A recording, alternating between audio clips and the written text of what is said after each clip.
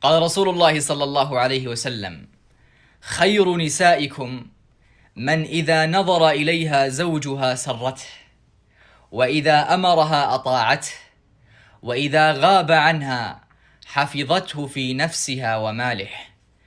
كذلك وقد كان ابن عباس رضي الله عنهما ابن عم رسول الله صلى الله عليه وسلم قبل أن يدخل إلى البيت يتجمل، فلما سئل عن ذلك فقال: أحب أن أتجمل لزوجتي كما أحب أن تتجمل هي لي.